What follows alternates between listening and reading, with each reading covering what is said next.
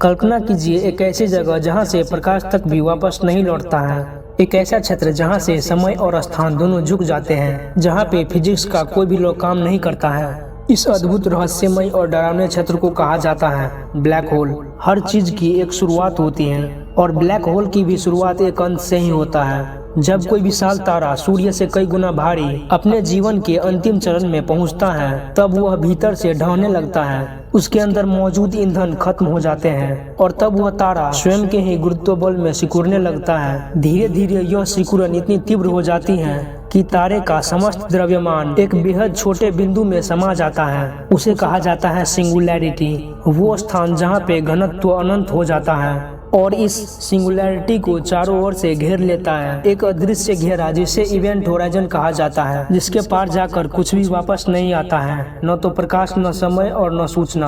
Black hole कई प्रकारों में बटे होते हैं। स्टेलर ब्लैक होल जो मरते हुए विशाल तारों से बनते हैं। सुपरमेसिव ब्लैक होल जिनका आकार लाखों करोड़ों सूर्य जितना होता है। हर आकाशगंगा के केंद्र में एक सुपरमेसिव ब्लैक होल का वास होता है, जिनमें हमारी आकाशगंगा मिल्की वे भी शामिल है। मीडियम साइज ब्लैक होल जिनका अस्तित्व अभी भी शोध का विषय बना हुआ है।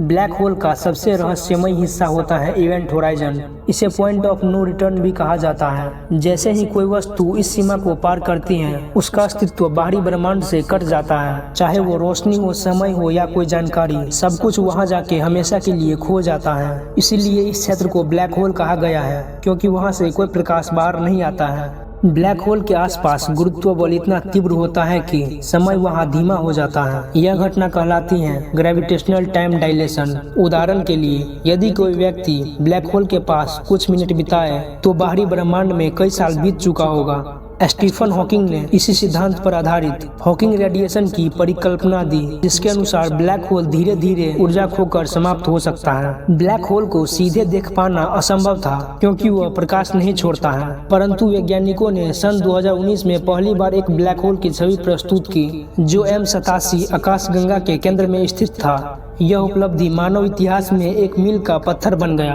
पूरे विश्व ने देखा एक चमकदार रिंग के बीच अंधकार की छाया, और वह छाया थी एक ब्लैक होल।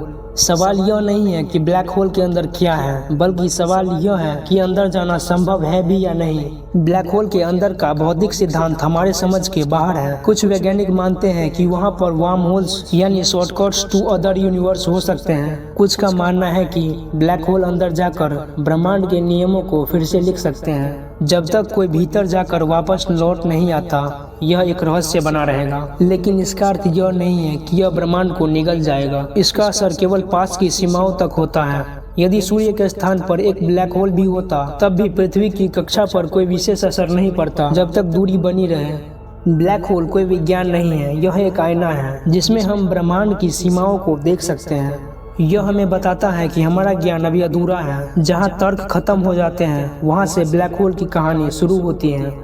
ब्रह्मांड की यह रहस्यमय इकाई आज भी वैज्ञानिकों के लिए सबसे बड़ी चुनौती है। यदि आपने इस ब्रह्मांडीय यात्रा का आनंद लिया हो तो इस वीडियो को शेयर जरूर करें और कमेंट में बताइए अगली यात्रा किस रहस्यमय विषय पर होनी चाहिए।